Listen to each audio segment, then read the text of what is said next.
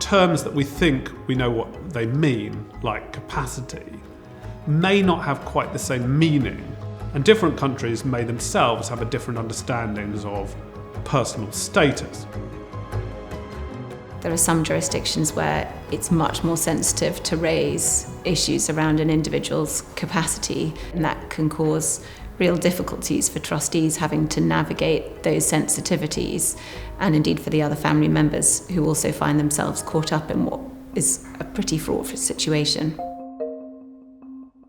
Many of our more complex international trust structures tend to have multiple jurisdictions involved. The settler may be resident in country A, might be a national of country B.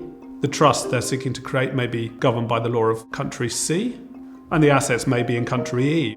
So there's a whole melting pot of potentially applicable laws, and the challenge is to identify which is the relevant one. If the question of whether the settlor had capacity to create a trust had fallen to be decided under Saudi law, then the answer would have been no, he wouldn't have had capacity, because they don't recognise trusts in Saudi Arabia, and therefore it would have been invalid. Lex situs means the law of the location of the property, and that's the obvious choice of applicable law, because the courts where the property is located will be able to enforce orders in relation to it.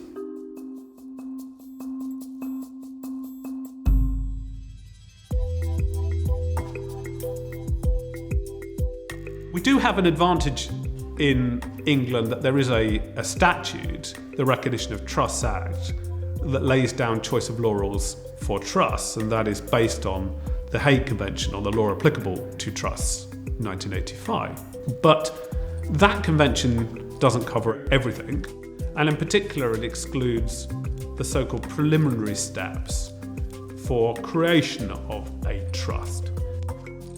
The question of a trustee's capacity to act is more straightforward.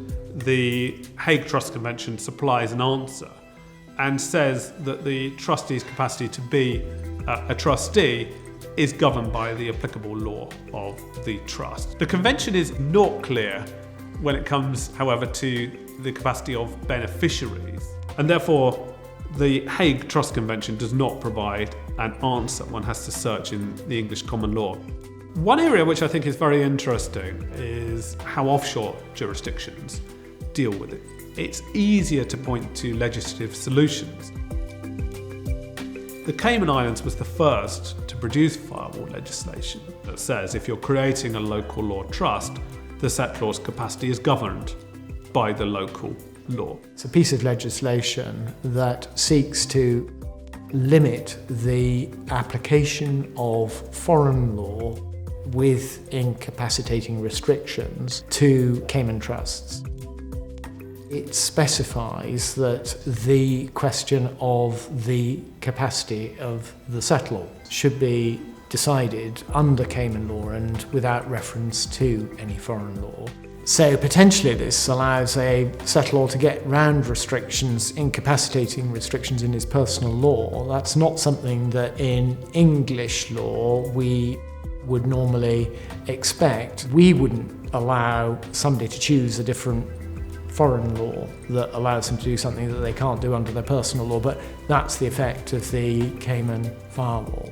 Over time, other jurisdictions have adopted versions of a similar solution, but in addition to provisions about settler capacity, most of them will also contain provisions that say that the validity of the transfer of property itself to the trust is governed by the local law of the trust rather than the law of the place where the property is located. What it means when one is creating a local structure is an enhanced layer of certainty as to which law is applied because it's stated expressly.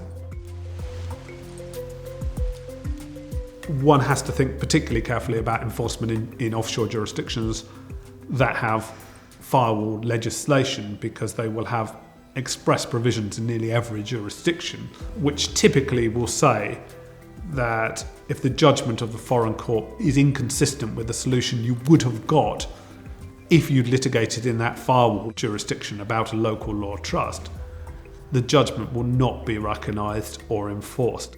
So enforcement strategy is especially important when you're dealing with assets in an offshore trust and/or assets which may be located in an offshore jurisdiction. What really is important is the judge that is deciding the capacity question. If it's not a Cayman court, if it's instead an English judge, the English judge is likely to apply English choice of law rules to the question, and if the Cayman law produces a different result, maybe not attach that much weight to that. So where the contest is fought, where the litigation takes place, is of crucial importance. There have been recent offshore judgments where the English law position on capacity has stood up and been used in the judgments in those jurisdictions, which has provided some reassurance to trustees who are caught up in a situation where there might otherwise have been uncertainty as to which law would apply. When planning the creation of a complex structure, whether it be a trust, take legal advice at an early stage. Complex structures require detailed research and analysis of the various different jurisdictions that are involved.